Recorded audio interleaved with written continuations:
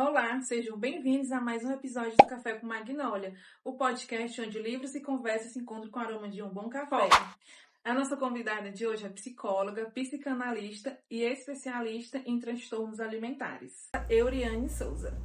Euriane, bem-vinda ao Café com Magnólia. É uma satisfação tê-la aqui. Eu que agradeço pelo convite, por estar nesse ambiente maravilhoso, muito lindo. Vocês vão ver só um pedacinho, mas é muita coisa, é muito lindo. Euriane, eu queria pedir para começar falando um pouco da tua trajetória profissional, por que a psicologia e dentro da psicologia, por que especializar em transtornos alimentares? Excelente. A minha trajetória dentro da psicologia e da psicanálise, ela tem um envolvimento com a leitura. A minha relação com a leitura começou muito cedo. Eu sou da época que você ia para a biblioteca para pesquisar, para fazer os trabalhos da escola. Então eu sou dessa época, ensino fundamental, ensino médio, mas eu só tenho 30 anos, eu fico falando nessa época, parece que eu sou uma velhinha de 70, 80 anos. Geração millennial. Exatamente. E nessa época, eu de fato precisava ir para as bibliotecas, ensino fundamental, eu ia para a biblioteca do Sempre, para fazer pesquisas, e lá eu me encontrei com alguns livros que hoje eu entendo que faz parte da minha formação, mas na época eu não entendia.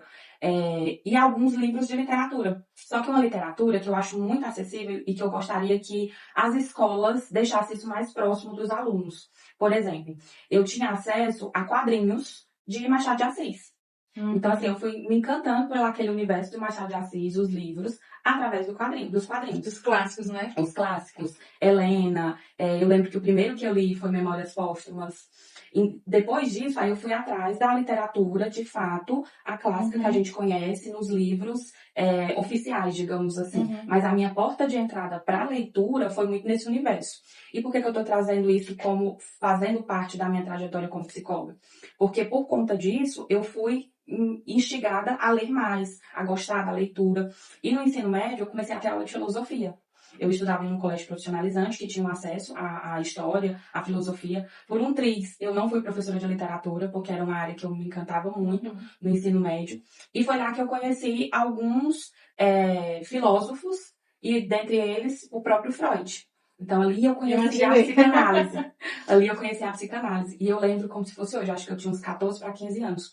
Eu perguntando ao meu professor de filosofia, o que eu tenho que fazer, ou o que eu tenho que estudar para ser psicanalista. E na época, dentro do conhecimento do que ele tinha, ele me respondeu, para você ser psicanalista, você precisa ser psicóloga. Então, faça uma faculdade de psicologia.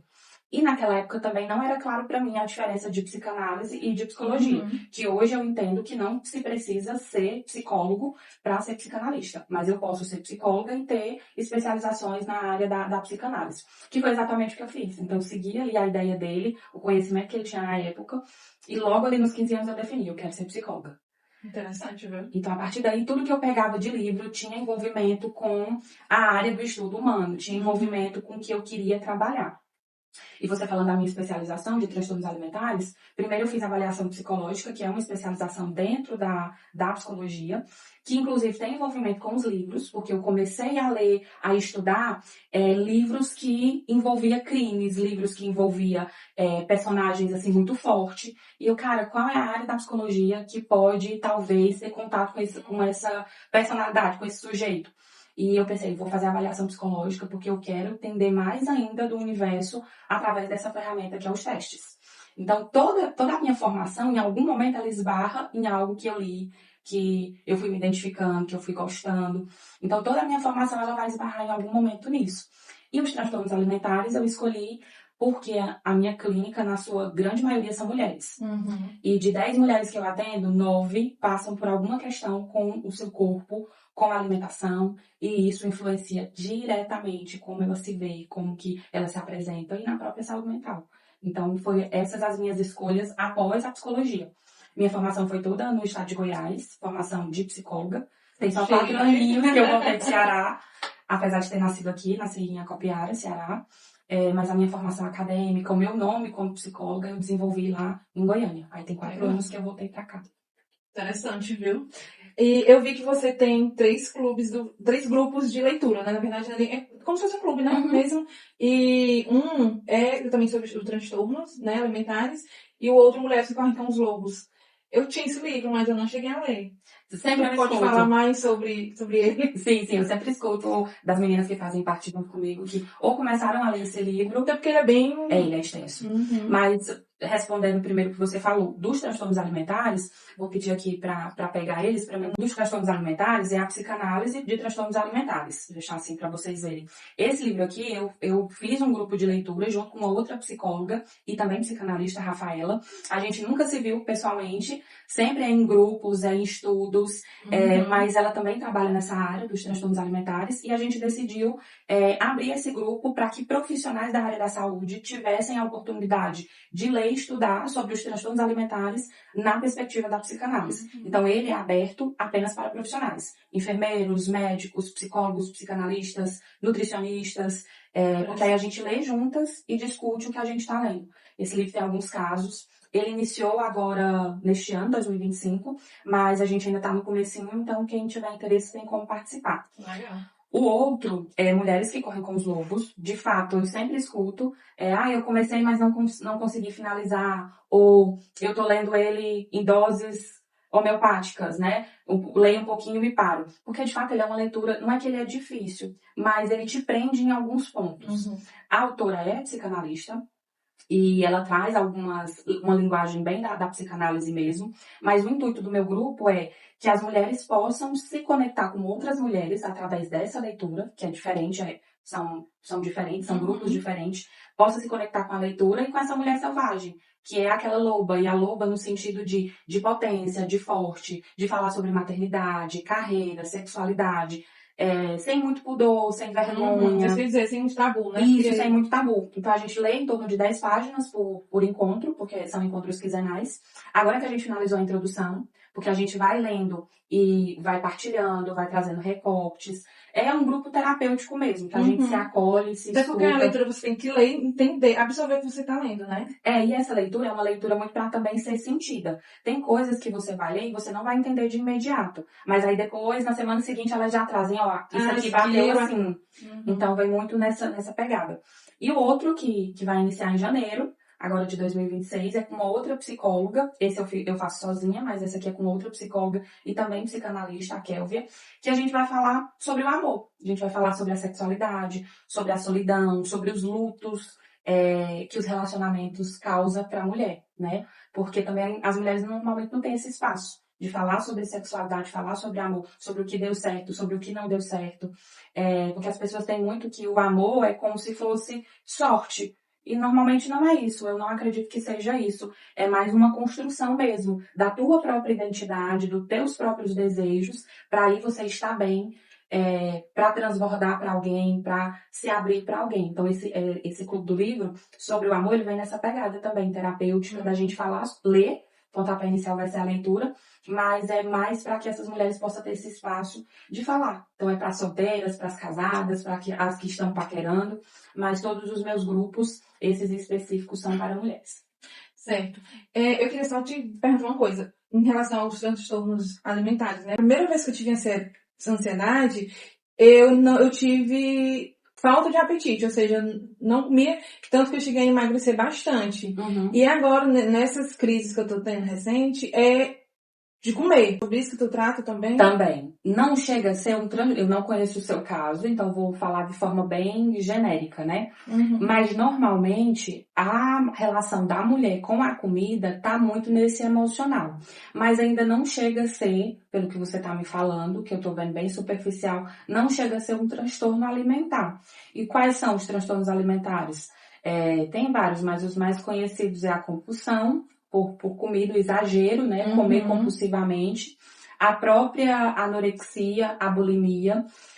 Mas o que você está me falando, parece muito com a fome emocional. Que eu diria que é a porta de entrada para os transtornos alimentares. Que a fome emocional nada mais é que eu tô triste porque aconteceu algo no meu dia, eu vou lá e como, ou eu me privo dessa comida, como uma forma de punição. Ou como uma forma de relaxar. Eu vou encontrar ali o prazer naquela comida. Tanto que as pessoas vão atrás de comidas palatáveis, que é aquelas comidas gostosas, pizza. Ninguém tá estressado pra atrás de salada, né? Atrás do doce, do sorvete. Hoje foi um dia estressante, então eu vou comer. Hoje foi um dia que deu tudo certo, vou comemorar. Comemoro com comida. Então, tá muito relacionado o seu humor com a comida. E você trouxe um outro aspecto que é, às vezes eu fico sem comer nada. Isso também diz muito dessa tua relação com a fome emocional. Ou para restringir, não comer nada, ou para comer compulsivamente. E quando eu falo compulsivamente, é como se a fome emocional estivesse aqui, a compulsão alimentar estivesse aqui e os outros transtornos alimentares. Porque às vezes as pessoas entendem como compulsão, eu tomei essa xícara aqui de café ou de cappuccino. Eu tomei compulsivamente. Não, eu tô falando de um exagero assim, fora da curva. Por exemplo, eu já tive casos de paciente de comer feijão que estava na geladeira, gelado. Porque não tinha outra coisa para comer naquele momento, ela foi comendo muito, comer uma pizza inteira, e ainda ir atrás do que está na geladeira, comer alimentos crus, porque ela estava ali numa necessidade de ingerir muitos alimentos em um curto espaço de tempo. Então, isso é compulsão alimentar. Mas a fome emocional não, é algo mais pontual. Mas ela chega a ser como se fosse a porta de entrada para os demais transtornos. Você trata crianças também, né? Sim, sim. Só que as crianças que eu atendo, a procura maior é através da avaliação psicológica ou neuropsicológica. Quando eu falei dos testes, que eu comecei a estudar por causa dos livros, por conta do que eu queria entender a mente humana através dessa ferramenta, era mais no sentido de personalidade mesmo. Aí eu fiz essa formação em avaliação e a partir daí também eu fui estudar neuropsicologia para atender crianças, adolescentes, também adulto, fazendo avaliação para bariátrica, vasectomia, mas também para neuro, TDAH, o próprio TEA, dislexia e outras buscas que é mais comum na infância. Mas também atendo adulto. Aí as crianças normalmente são a partir de 5 anos. 5 anos, tanto para terapia quanto para avaliação psicológica. Interessantíssimo.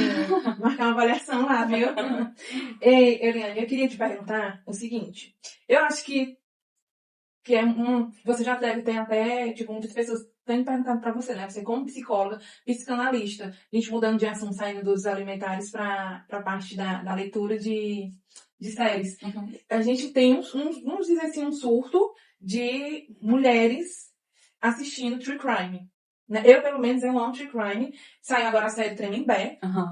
Eu adorei. E assim, não é que o povo diz assim, você tá assistindo, você tá lendo pra você fazer com que esses assassinos se fiquem celebridades. Eu acho que você vai me corrigir se eu estiver errado. Não é questão de você fazer deles celebridades. Logicamente que o crime que eles cometeram, muitos outros cometem, muitas coisas aconteceram, né? Um dos casos que me pegou muito foi o da Isabela Nardoni, né? Na época, foi 2008, se eu não me engano. E da Isabela Nardoni e o da Eloá.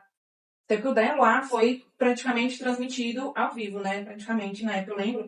E o Tremembé fala disso, né? Desses assassinos, tanto o Lindenberg como o Alexandre Nardoni e a Suzane, que realmente ela infelizmente, ela é famosa, né? Eu queria perguntar pra ti qual a explicação da psicologia pra isso. Por que as mulheres consomem tanto, né?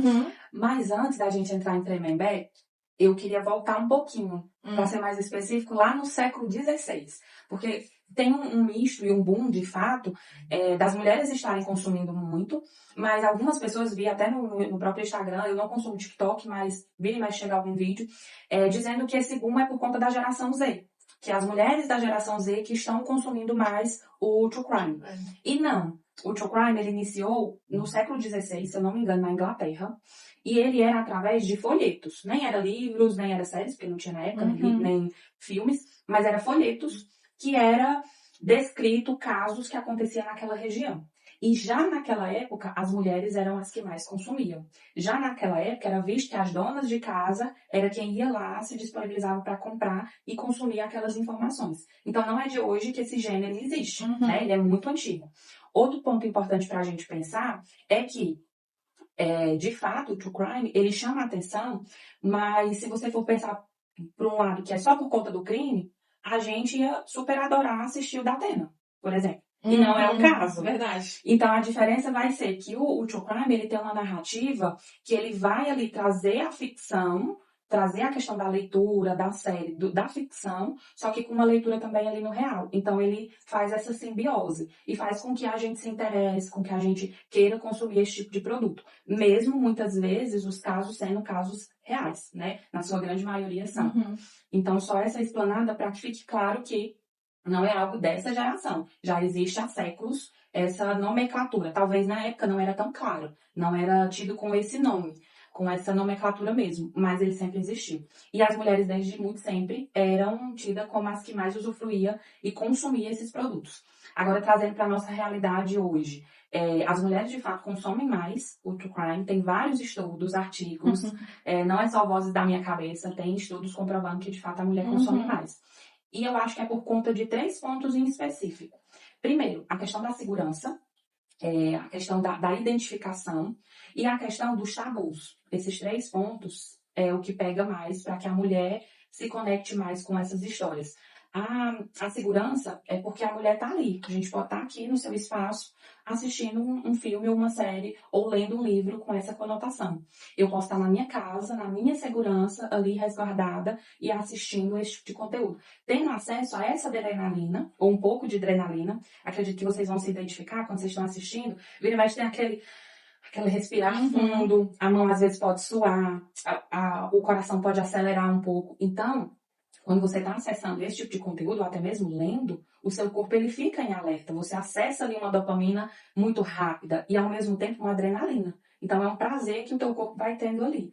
E quando eu falo segurança, é porque quando a mulher lê um livro ou ela assiste um filme, uma série, ela pode estar conscientemente ou inconscientemente, porque às vezes não é claro isso para quem está ali consumindo, se protegendo. Como foi que o psicopata tal, como foi que o serial killer tal fez isso?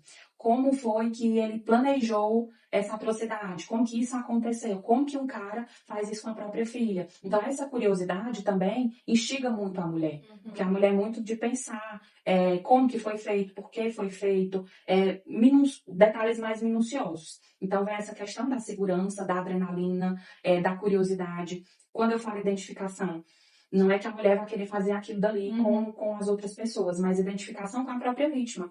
Tem casos que através do livro, através do podcast, que também ficou muito famoso, desses crimes, através dessas histórias que ela se conecta com algo que ela já vivenciou ou que ela se conecta com algo que ela gostaria de se proteger. Então, tem essa identificação e também essa empatia. Os tabus seriam porque normalmente são falados assim, o mais chocante do chocante, a gente tem acesso nesses livros e nesses conteúdos. Um exemplo é a violência contra a mulher. O Rafael Montes, que está aí com vários livros, deixa isso muito bem claro nos livros e séries dele, o quanto essa violência contra a mulher pode ser além do que a gente imagina. Então, é uma forma de se proteger, mas é uma forma de tocar também em assuntos muito pertinentes que às vezes a gente não tem acesso assim numa roda de conversa ou é algo que nem todo mundo gosta de ouvir, porque também não é porque tá famoso que você tem que se submeter a esse tipo de conteúdo. Então eu acho que é interessante deixar isso muito claro. Ler só por modinha, né? Ler só por modinha, porque às vezes você vai se deparar com temas muito fortes, de tirar a própria vida, canibalismo, violência contra a mulher, violência de gênero, e o true crime, ele tem uma característica muito forte também. Normalmente, ele vai ter a questão do gênero, que normalmente a mulher é essa vítima. Claro que tem mulheres... Maioria dos casos, a maioria. Claro que tem mulheres também serial killer, e psicopatas. Mas o que a mídia nos entrega é que normalmente a mulher está ali como vítima. Então, é a mulher, às vezes é uma criança, é um idoso, é um animal de estimação. Nos Estados Unidos, por exemplo, se eu não me engano, a prostituição é algo que não pode ter. E elas são as maiores vítimas lá, porque é a margem da sociedade. O true crime também sempre estão com essas margens, que é o que consome, é o que vende.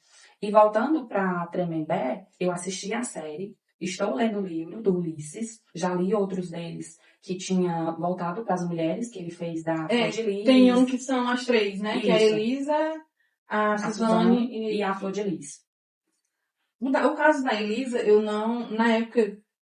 logicamente a gente viu nos jornais que um dos membros da família da York havia sido assassinado pela própria esposa, mas não tinha muito foco, né? E eu vim conhecer a história através do podcast Quinta Misteriosa da Jaque, não sei se você conhece, mas eu adoro assistir, e pelos livros também, né?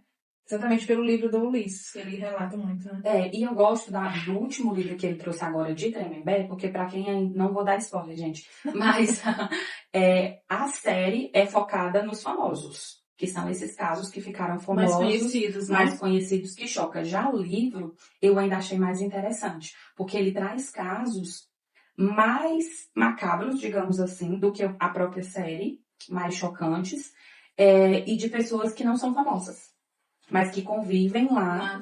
E presídio, né? Isso, porque ele pegou a fama de ser o presídio dos famosos, mas ele também tem pessoas que não são famosas, mas que têm crimes semelhantes dos famosos, que então fica ali todo mundo na mesma comunidade do que fez de errado, para não ter aquele apontamento de dedos, ou até mesmo o que aconteceu com acho que foi com a Ristoff, que ela alguém tentou cometer ali contra a própria vida dela, porque ela estava em um ambiente que ela, de fato, era isolada por tudo que ela fez. Então, não eram crimes semelhantes. Pelo que eu entendi, pelo que eu venho estudando, eles tentam colocar o mesmo crime ou o mais próximo do mesmo crime no mesmo campo. Então, acho que Tremembé ficou famosa mais por conta disso. Porque, de fato, Misturou, né? os famosos que tinham casos semelhantes, por questão de segurança deles, né? E eu não acho que esse conteúdo é feito para dar de uma certa forma fama para eles, não acredito, até porque Tremembé, por exemplo, já teve várias notas, vários jornalistas deixando claro, o próprio Ulisses e os atores, as atrizes, que nenhum valor lá vai para os que cometeram crime. Vai, de fato, para a equipe, para quem está ali da produção e desse mundo da mídia, né? Então, se fosse para quem cometeu os crimes, aí eu era a primeira a dizer também que não, de fato, tá dando fama, tá dando dinheiro para quem não pode, não é necessário. Mas eles não vão por esse lado. E eu acho muito interessante, eu também consumo muito, tanto vídeos, os próprios podcasts, eu consumo muito podcast. O podcast, ele vem alavancando, acho que ele foi uma porta de entrada após a pandemia muito grande para as mulheres, adolescentes e outras áreas terem acesso a conteúdos de forma mais interativa, que às vezes você está ali dirigindo, está escutando, ou está lavando uma louça, por exemplo, está escutando. Então, acho que ele teve esse poder também de trazer esse boom pro True Crime. Pois é isso mesmo. Eu ia até te perguntar, mas você praticamente já até respondeu o que eu ia perguntar, que era exatamente isso. Se, no caso da mulher, ela consome por conta disso, né? Por conta que os casos que acontecem mais é com elas, tipo, elas são as maiores vítimas, né? É isso que eu ia te perguntar também. É uma forma de proteção. É uma forma de... Inclusive, teve um estudo que eu achei super interessante.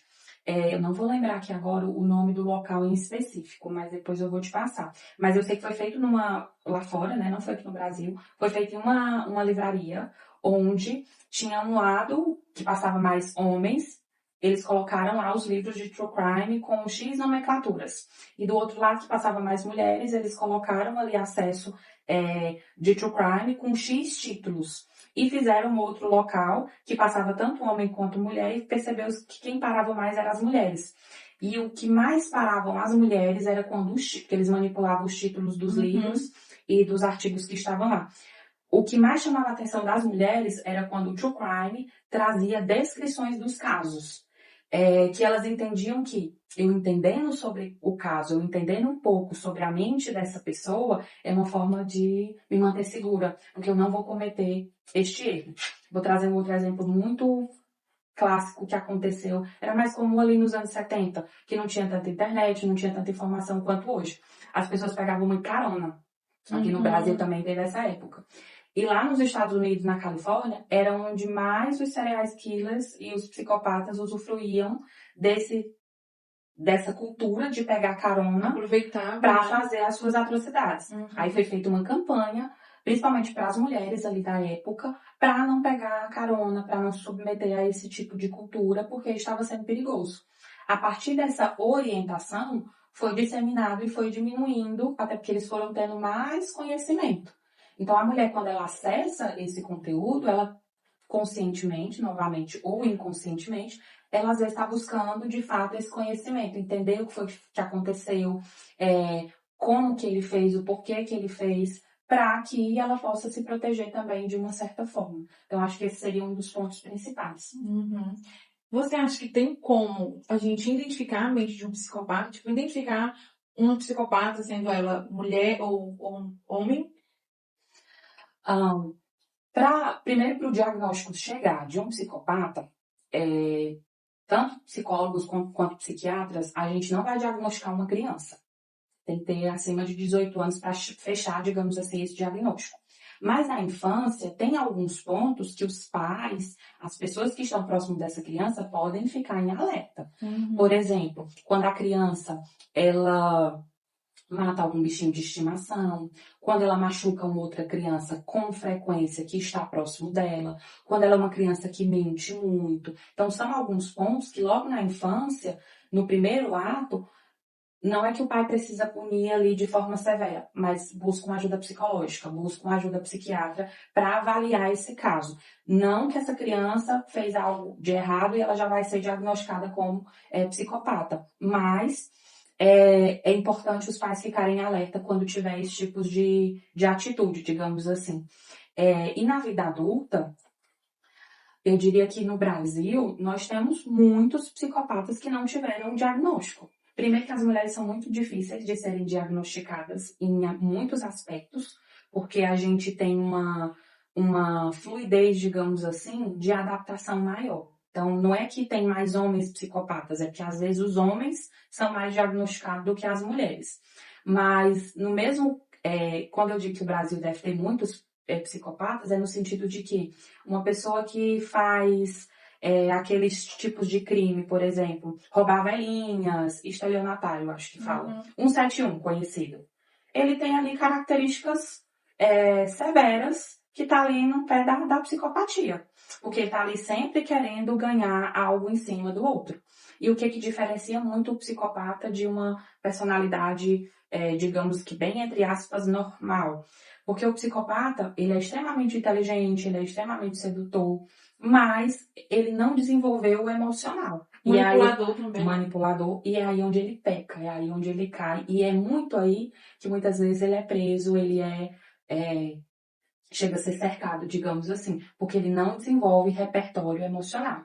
A inteligência, os outros aspectos, a memória, ele desenvolve muito bem, mas o emocional ele não desenvolve. E é importante deixar claro também que ninguém se torna psicopata, ele nasce já psicopata. Então, por isso que é muito importante também avaliar e qualquer indício levar de fato essa criança para uma terapia, para uma análise. Não é que vai ter cura, mas vai ter uma busca por uma qualidade de vida maior e melhor para quem está ao redor daquela criança e para a própria criança. Mas na vida adulta, ficar muito esperto com essas pessoas que de fato mentem demais, porque no início você não consegue visualizar, porque é muito de fato sedutor.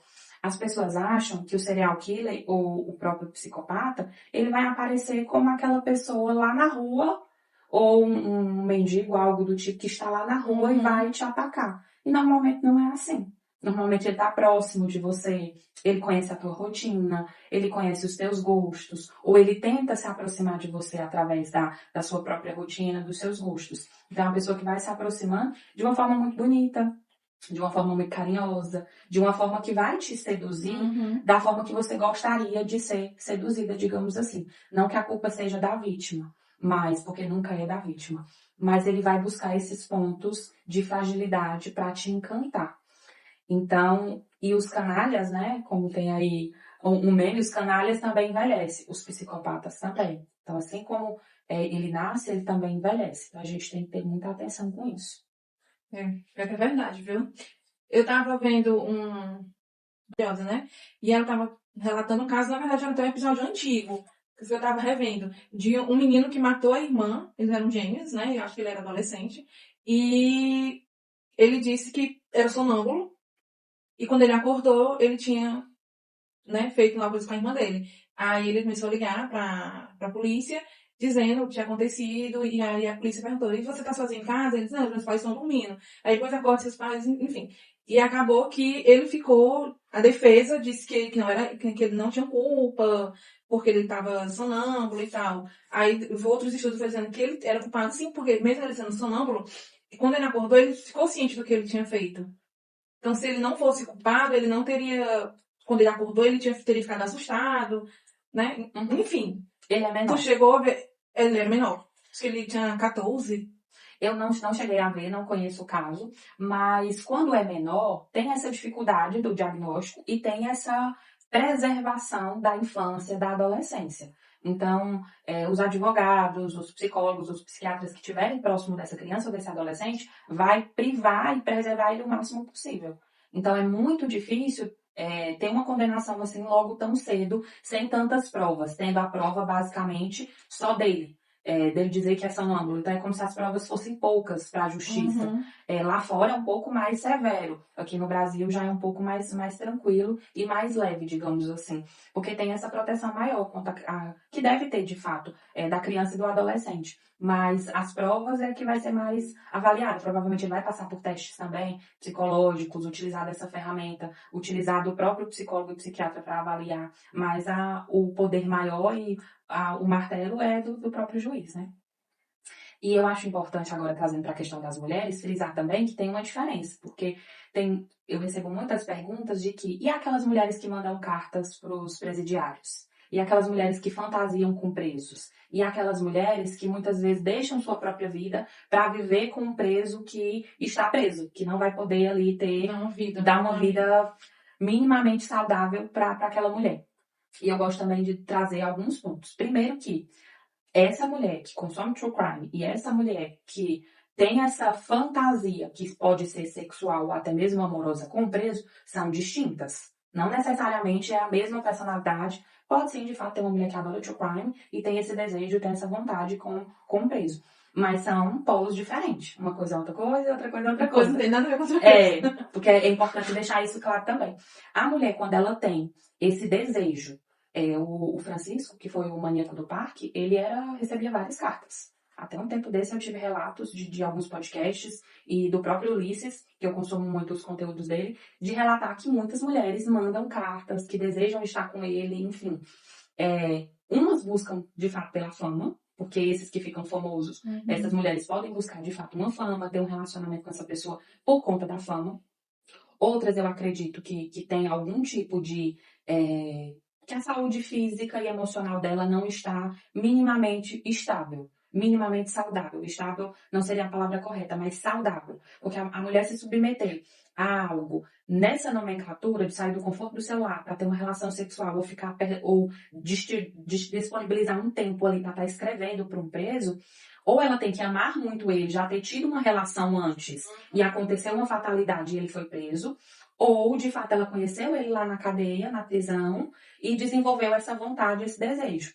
Mas tem aquelas também que de fato estão fragilizadas e que nessas trocas de mensagem, nessas trocas de cartas, consumido ali, tampado, digamos, um vazio de uma carência que aquela mulher tem.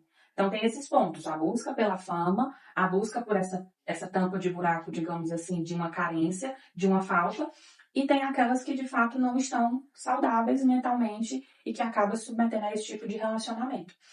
O próprio Francisco, que eu citei anteriormente, o maníaco do parque, ele tinha um relacionamento no qual às vezes ele aparecia na televisão com a camiseta verde, a mulher que estava com ele, que teve um relacionamento com ele, falava, isso aí é um sinal pra mim. Ele tá com essa camiseta verde porque é um sinal pra mim e que é pra gente continuar e que eu não acredito que ele fez isso. Então ela tinha toda uma fantasia ali, que tem a fantasia sexual e tem a fantasia ali que às vezes é como se fosse que tá ali entre a realidade e algo que ela tá Ela tá sendo manipulada de uma certa forma, né? De uma certa forma. Isso até aconteceu no Tremembé, tem o caso da companheira do Christian, né? Que ela continua indo atrás dele, depois que ele tá preso, fazendo visita. Mesmo depois dele teve um caso lá com outro rapaz. Enfim. E o da menina que se apaixonou pelo Daniel. E a mãe dela perguntou por quê. Ela disse que era um fetiche dela ficar com um... Mas no caso deles dois, a menina, pelo que eu acompanhei na série, fui pesquisar depois, ela já ia para poder visitar o irmão. Então aquele ambiente já fazia parte do ambiente dela de alguma forma. Então entrou numa questão de fantasia sexual mesmo. Já a outra já era casada antes dele ser preso. Então já tinha um relacionamento, pelo que eu entendi, com ele antes ali. E ela foi se submetendo, né? Já era casada, já tinha aquele relacionamento e ela se submeteu a isso por amor, por comodismo, por gostar. Não sei dizer porque não ficou claro pra mim, né? Mas tinha alguma coisa ali já envolvendo.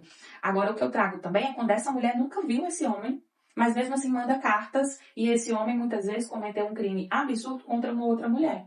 Então entra também nesse lugar de fantasia, de fama, mas também às vezes de pensar, não, eu vou mudar ele. Tem esse ponto Ou também. também uma mente psicopata, né? Pode ser. Uma mente... Tipo, no caso da Suzane com o Daniel, né? Ele nunca fez, nenhum dos dois havia cometido crimes, né? Uhum. Mas ele fez por ela, né? Pela manipulação dela. Pode ser isso também, né? Sim, sim. Agora é interessante você trazer esse caso, porque antes dele fazer isso, ele nunca tinha cometido nenhum crime, né? E a série Tremembé, ela me trouxe esse olhar um pouco. Que às vezes, um milésimo de segundo que te tira ali entre estar livre para fazer o que você quiser e estar preso por algo que você cometeu de muito absurdo. Não estou defendendo nenhum deles, pelo contrário, eles cometeram crimes e merecem ser presos pelo que eles cometeram. Pagar pelo que eles cometeram. Mas no livro, por exemplo, eu acho que quando, não é nem a série, é o livro, quando você tiver acesso a ele, você vai perceber. São pessoas normais, que estavam ali, às vezes, no seu dia a dia, não foi algo muito planejado, não foi algo muito elaborado.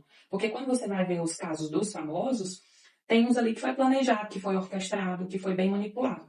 Mas tem outros que foram crimes extremamente brutais, mas que a pessoa aconteceu ali, amanheceu num dia normal, estava ali seguindo sua vida, e aconteceu aquele crime. Não é que foi sem querer, mas isso também é um alerta para que em poucos segundos sua vida pode mudar completamente. Então, eu vi algumas reportagens do Ulisses, ele trazendo também essa conotação, que de fato ele trouxe o livro com as pessoas que não são famosas, para as pessoas se perceber também assim, poxa, eu não sou esse psicopata, não sou um serial killer, mas eu tenho que ter cuidado com as minhas atitudes, com os meus posicionamentos, com as minhas falas, porque poderia ser eu. Verdade.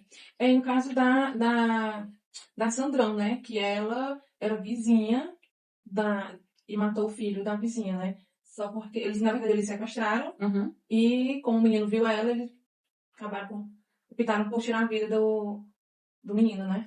A da Sandrão, eu já interpreto que foi algo interpretado, né? Porque ela era da mesma rua daquela mulher, da vizinha. Ela era de dentro da casa daquela vizinha. Então, por ser uma casa muito bonita, cheia de coisas, ela interpretou que a vizinha tinha muito dinheiro. Então, ela organizou ali algumas pessoas que eram amigos dela da época, porque ela era mais jovem, eram amigos dela da época, pegaram esse menino, sequestraram esse menino, e a própria Sandrão que negociou com os bandidos que era amigo dela. Então, o telefone tocou, a família lá desesperada, sem saber o que fazer, e ela não pode deixar que eu resolvo, pode deixar que eu mesma falo. Então, foi de um sangue frio, de uma frieza e de um planejamento muito grande. Então, no caso dela, teve um planejamento, teve um objetivo. O que eu percebo que talvez não tenha sido premeditado é a morte do menino, que acabou vendo ela. Né? Porque eles só tiraram a vida dele por conta disso, né? Uhum. Euriane, e você como leitora, como que é os seus gêneros, fora o true crime, os livros da psicologia?